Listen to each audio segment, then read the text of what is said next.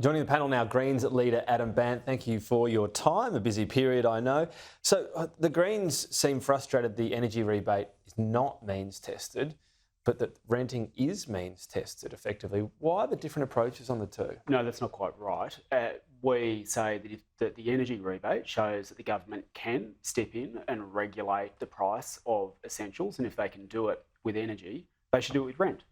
And we've been calling on them to do this for ages. The Prime Minister called together the premiers and the territory leaders from around the country at National Cabinet and was able to regulate and cap the prices of electricity, or do the same with rent. And I've heard that there's been a few politicians have arced up and said, well, why is this energy rebate going to others? Why is it going to billionaires? I'd say if they're concerned about that $300, wait till they find out about the $4,500 tax cut that Labor's giving to every politician and billionaire that they all seem very happy to pocket. Our concern is not about the government stepping in and regulating the prices of essentials. The opposite. We think electricity should be treated as an essential service. We're saying now do the same with rent. So the issue with rent is it's a different supply model, isn't it? It's not just a few big companies providing it. So it's very different. If you do freeze rent, the evidence is in plenty of countries is you reduce supply. If you do end up with people in homes, ultimately more owning their homes, that can be better in the long term. If you do it in the short term, rental homes actually tend to have more in them. So if we've got a supply issue, that could get worse. Renters need breathing space at the moment. Renters are feeling massive pain. Average rents have gone up $100 a week in the 2 years under Labor. The Reserve Bank governor said they're going to go up by at least another $40 next year on average. And people are being pushed to breaking point, right? Now, people need a break with a rent freeze and then rent caps after that to give wages time to catch up with rents, because at the moment, people are skipping meals to pay the latest massive increase from their landlord. And what the Commonwealth's what Labor's offered in the budget won't even touch the sides. It'll do nothing. 3/4 of renters don't get rent assistance. Do you welcome They don't get rent assistance. Do you welcome the promised drop in migration? Do you think that will help? Do you think they'll be able to achieve it? Look, migrants aren't the cause of this crisis. This government, this Labor, the biggest line item in Labor's budget for housing is tax breaks to the wealthy and property investors who've already got multiple homes. Like when you add up all of those property concessions, you're looking at $175 billion being spent over the 4 years in this budget. Now, let's use that money to build more public housing and get more supply into the system. Let's use that money to give to the state so that they can fund some rent freeze. So you're talking about and negative gearing rent capital controls. gains tax, are you? Yes, those. And now, when someone's got one investment property, we're not talking about that. We're talking about people who've got multiple properties. Why is Labor giving a subsidy to a wealthy property investor who's got 5 properties to go and buy their 6th? These handouts stop renters buying their first home.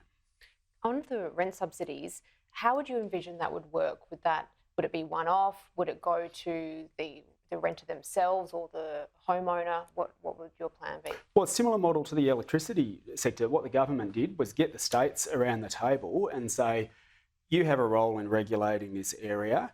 What can we do to support you to regulate the cost of this essential service for people? And put some money on the table to help the states fund a rent freeze, to say, if you cap and freeze rents, then we will provide you with support, including potentially to go and build some new homes. Here in the ACT, there's a limit as to how much rents can go up every year, right? There's a limit as to how much rents can go up every year. This happens right around the world. What Labor is saying is their answer to the housing and rental crisis is unlimited rent increases, and people can't take it anymore. And I know Labor's made a big point about rent assistance in this budget. 3/4 of people, of renters, don't get any rent assistance. Of the quarter that do, only some of them are lucky to get the full amount. If you get the full amount under Labor's plan, you'll get about $1.30, $1.40 a day. And meanwhile, the Reserve Bank governor says rents are going to go up by more than $40 a week. People are being left behind. On the future made in Australia, do you like what you see on that initiative? Things like the green hydrogen, renewable energy, superpower, processing of critical minerals. Is there a lot of that you like, that you'll support? Well, the Greens have been pushing for expansion of green metals. We back the critical minerals sector. spent a lot of time in Queensland during the election making the point that as we get out of coal and gas, in many places, the best job for a coal miner will be another mining job. And we should take advantage of the fact that we've got a lot of the minerals here that are going to be used to power the world in a zero pollution society. We've said that. We have a different approach as to how we'd get there to the government. But expanding that sector of the economy is something that... So you'll back that? That we support. Well, no. We support it, but we're going to have a close look at the government's package and we're going to look at it as a whole, right? We're going to look at it as a whole because one thing we know is you go nowhere if you have your foot on the brake and the accelerator at the same time. And what the government says, they come out with all these great proposals and then you look at the fine print. You look at the future gas strategy that they released a week before that says they want gas in the system past 2050. You've got the Environment Minister approving coal mines that run out to 2060, 2070. Labor are climate frauds. Labor are climate frauds. They say they want to expand the green economy, but what they're actually doing is expanding coal and gas. Now, if you expand coal and gas, then you are pushing a safe climate beyond reach. It's where you suck up workers and resources that should be needed for this other area of expanding the green economy.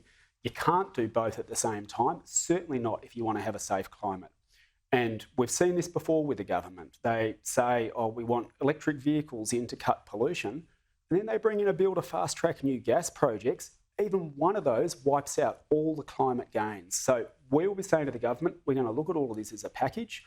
Why should the Greens work with the government on one bill to cut pollution one day if the government's going to turn around the next and undo all that good work by lifting pollution by approving coal and gas mines to run past 2050? Are you expecting an election this year? Well, we're presuming that taking the government at its word that it's going to be next year. We're prepared for one this year. The government says there's going to be one next year. But if the government thinks that this budget is somehow going to help with renters in inner city seats where we are going to be running hard, I think they've got a big surprise coming. We have pushed very hard for the government to take action on the housing and rental crisis. A third of this country now rents, and Labor is leaving them behind. If this is the best that the government can do, then I would not be at all surprised if people take out their anger at the ballot box and you see a lot of people switching now to saying, well, we're going to switch our vote. 10-second one to finish on. Some people really want to shake things up, get radical. CGT, apply it to the family home. Would you be open to that? I think with capital gains tax, the reform that's needed is to look at the discount rate, especially on multiple investment. But not on the family home? I don't think you need to be looking at family home. No, you look at people who've got 3 homes and ask why don't they get a tax break for their 4th? Putting it out there. Greens leader Adam Bandt, thanks for your time. Thanks.